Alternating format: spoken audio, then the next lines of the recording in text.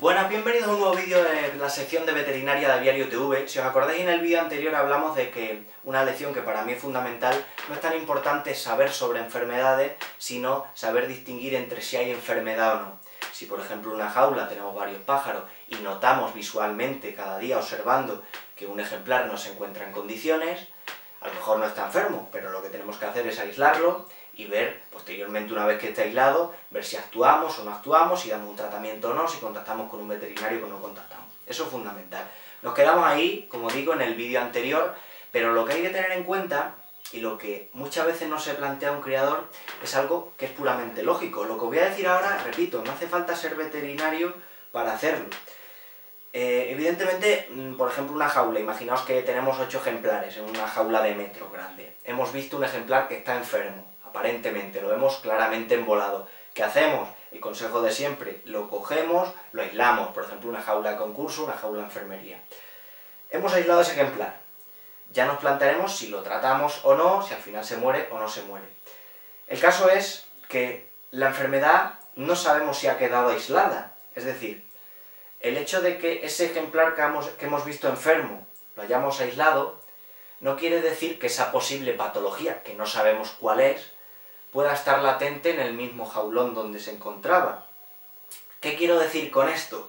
Pues que es cierto que muchos criadores tienen claro de que cuando hay un ejemplar enfermo se le aísla para evitar el riesgo de contagio, reducirlo al máximo para que no contagien los otros pájaros. Esto es algo de perogrullo, pero muchas veces nos olvidamos de que el resto de compañeros que han habitado con él pueden tener esa misma patología sin haberla desarrollado, es decir, de forma latente, sin mostrar síntomas. ¿Y qué ocurre?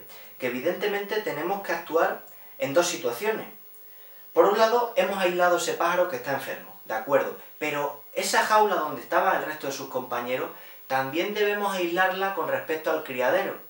No se trata de ese jaulón, de este ejemplo, sacarlo del criadero como hemos hecho con el pájaro enfermo. No hace falta llegar a ese punto en la mayoría de casos, pero sí evitar que esos pájaros que han convivido con él, pasarlos a otras jaulas, porque sin darnos cuenta, repito, una enfermedad que puede estar latente, de estar a lo mejor situada en un solo habitáculo, puede generalizarse a otro. Cometemos el error muchas veces, insisto, separamos al ejemplar enfermo, ya veremos si lo tratamos o no, y del resto de compañeros, como los vemos sanos, pues después de un tiempo se nos olvida, pasamos uno a una jaula, otro a otra, este lo voy a probar con esta hembra, lo paso por acá, total, que a lo mejor una enfermedad que teníamos centrada en un solo sitio, en un solo habitáculo, la generalizamos por el resto del criadero. Por eso, siempre, cuando hay una situación patológica, tenemos que saber que hay que actuar en dos frentes mínimos. Ese ejemplar o esos ejemplares que están enfermos, que los aislamos, y si es en un local aparte, mucho mejor, y los ejemplares que han convivido con él, también tenemos que darle un aislamiento especial, o al menos no juntarlos con los otros, manteniendo al menos un periodo de cuarentena. Como digo, esta idea es fundamental para evitar el riesgo de enfermedades, y repito, no hace falta tener conocimientos sobre patología para actuar de esta manera puramente preventiva. Hay que aplicar la lógica. Siguiendo esta sistemática, cualquier criadero, y ni siquiera criaderos que utilicen tratamientos, que no, cualquier criadero puede reducir al mínimo la posibilidad de enfermedades. ¿Se nos van a presentar enfermedades en el criadero? Seguro, porque evidentemente la patología está ahí, al igual que la especie humana, se desarrollará más o menos, pero con esta simple idea de aislar por un lado al enfermo y de tener controlados a los que han habitado con él, podemos evitar muchas enfermedades.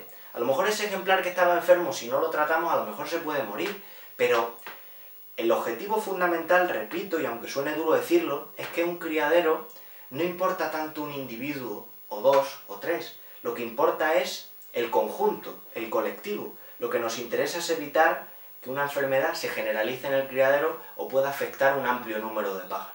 Entonces, para evitar eso, ya digo, observar siempre fundamental, tarea fundamental, y segundo, cualquier situación rara, aunque seamos un poco hipocondríacos, cualquier situación rara, aislarlo. Luego ya veremos, como digo, si actuamos o no.